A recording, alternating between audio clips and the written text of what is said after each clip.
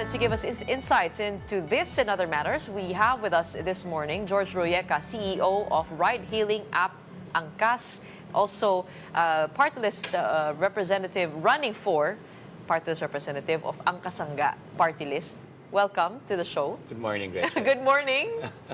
Okay, unang-una CEO ka pa rin ba ng Angkas sa ngayon? Actually, no. I'm a full-time candidate. I tried, to be both, but the campaign frenzy is just, there's no time. Pero bawal, di ba? I mean, if you do win, you have to give that up. For sure. Oh. I mean, I think I've left it in very good hands with my wife as our founder, yes. Okay, your thoughts on the EDSA roadworks that are coming up. First and foremost, what are you expecting from that? And is it really necessary? I mean, it is a preparation for the ASEAN summit, but also it brings to mind the other infrastructure projects which need attention. Your thoughts? Well, let's brace ourselves. I think it's really time. It's high time for that rehabilitation. There's definitely going to be a lot of traffic, and we need to make sure that one, we have discipline on the road, and number two, we prepare for it.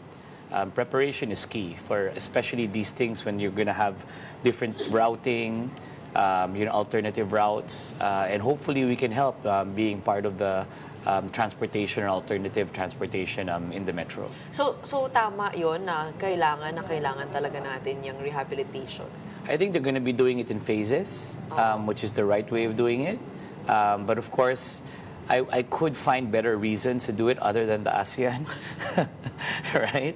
But might as well. I mean, if we're not going to do it, might as well do it now, right? We just gotta brace ourselves for these types of construction works and maghahanap ka lang rehabilitation.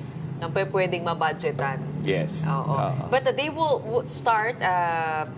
They announced that they will start with the busway. They will close that Correct. first. To your opinion, has the busway been an effective solution to the traffic situation in the metro? I think it's definitely helped, especially when you cordon off the buses to one lane.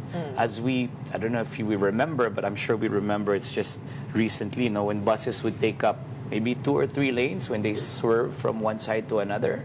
And that's a major blockage, right? And if you do that over a period of,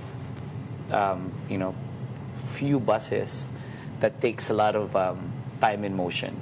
So it's really helped, I think. And these dedicated lanes are definitely a sure way to go. It's just a matter of optimizing the lanes that you have in EDSA because you don't have that much. So you don't agree with the quipping of a senator na tanggalin na lang yung bus lane na yan? I think we need to take a look at our infrastructure and really work out the right type of infrastructure for the right usage of the road, because EDSA will always be EDSA. I've always said this: if you put a second floor in EDSA and you don't plan well, that second floor will be filled up with cars the next day, and it still will be traffic. I mean, you have one main thoroughfare that's actually managing 17 LGUs, so it's a very very big thoroughfare. It's a lot of congestion. You have to decongest it, which is why you have all these alternative major thoroughfares also that's been in the works, that's been happening.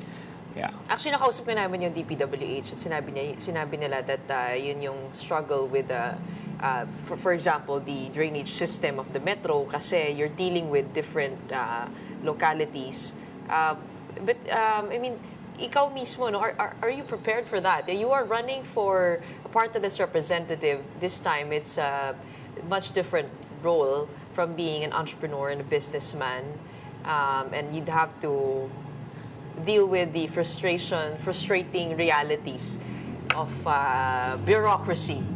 Well, one of the things that I think is different in terms of the perspective I bring in, I'm a tech entrepreneur, right? And I think the difference with tech entrepreneurs is that we really come in to solve problems. We like seeing the problem and finding ways and solutions for it. And I think that's what I bring in the table. I would love for many, many more entrepreneurs to actually come in because we're naturally problem solvers. And we deal with a lot of bureaucracy. We try to shortcut a lot of these bureaucracies. Of course, when you're dealing with public funds and you're dealing with things that are imbibed with public service, it's a little bit different. But I think I've had 8 years of experience dealing with the government in my own sector, especially the motorcycles and mobility and transportation and creating jobs.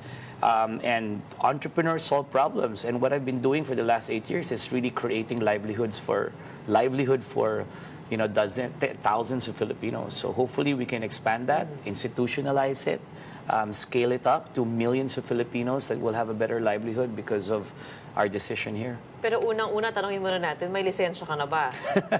What happened there? Your license got revoked, you were in the headlines, and if you Google your name, that is the first thing that comes up. Well, it brings new meaning to a 90-day campaign, right? Because apparently my license has been revoked for 90 days. Honestly, Gretchen, I haven't received the order yet. So I think my license is in limbo. I surrendered it. I surrendered it voluntarily. I think it was a day later or a few days later after the incident occurred. And I'm still waiting on the regulators. What happened there? There was a motorcade. Yeah. Your motorcade. Yes. Am I correct? Yes. Was it promoting you as a candidate? No, it was actually a motorcade going to Marilake, promoting safety and by I guess, ironically, road rules, right? Enforcing road rules, right, in Marilake. So that motorcade was going to the main motorcade, actually. Pero saan kayo nahuli? It was in the Rizal area, in Cainta, and one of our guys took it upon themselves to marshal the motorcade. Usually when you do that, you need to coordinate with the local government unit, you need to coordinate with the highway patrol group, the different regulators and the enforcement agencies.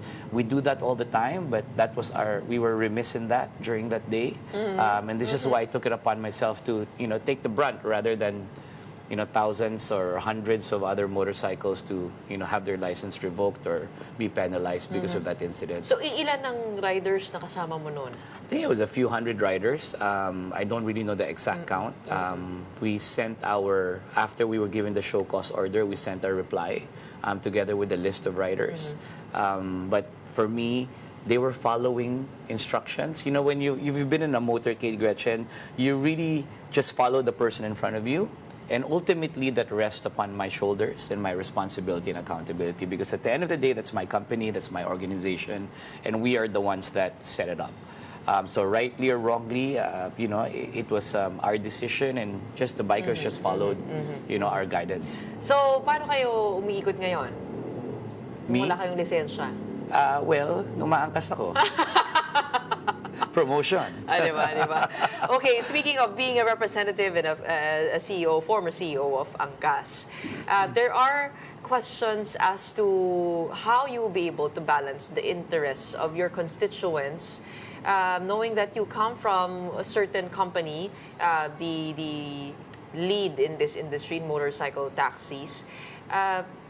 How do you make sure that you do get to promote a level playing field with other players such as Joyride and Move It? So, that's a very good question. In fact, the 8 years of me, working with the government, rallying, really pushing for regulation, was never been for one company. The policies that we've instituted has always benefited, multiple players. It was open to all companies, and has created tens and thousands of jobs and livelihood, and also been able to service millions of commuters. And I don't think that's going to change. For me, I think I've had this epiphany, and I'm transcending now to public service and public policy. And I know that we have the right system. This system works. It's created really, really good livelihood for people. It's uprooted many Filipinos out of the poverty line. And this is something that we need to institutionalize. Obviously, I'm divesting from the company so that I'll have a free and clear vision in terms of how I want to make sure that we create an ecosystem for transport workers and also informal workers. I mean, in the Philippines, there's only two types of workers: employees, and then everyone else is bunched up to be seen as an informal worker, which to me doesn't make any sense. An informal worker means he's illegitimate or not legitimate. And I think the only difference is a classification issue. And if we're able to recognize all workers as rightly so, as workers that are contributing to the economy, then they should be afforded the right benefits that government should, foundationally provide its constituents. Well, sa ngayon, ang nagpo-provide ng benefits na yun, hindi kayo, di ba? Yes, yes. It's Angkas. We give accident insurance, right? We did a MOA with Pag-ibig and SSS so that they can But if you're recognize the classified as a bikers. formal worker, what kind of support? I mean, We need to change the system. Right now, a lot of our government agencies that provide these benefits are still customized for employees, or at least largely all of their policies are still really kind of fit for employees. But right now, because of technology, because of changing times, there's a lot of gig economy workers, that fall through the cracks. They don't get the benefit, but they earn enough to be able to be afforded a lot of those safety nets. what's the update on the piece of legislation? I mean, to actually legalize motorcycle taxis. Ba't hindi pa napapasa yun? Isa pa yun. I mean, we should be able to pass that, and I'm hoping to pass that in my first year in Anong office. mga nagiging balakid? Medyo matagal-tagal na din. Well, there's a lot of provisions there that needs to be discussed. I think the lower house has passed it. It's on the Senate floor, but there's still things like taxation, like labor. There's things like benefits also. There's so many things that is just beyond safety. I think we've been focused a lot on safety, which is important, but we've proven this already. Our safety record in Angkas and motorcycle taxis is over 99%.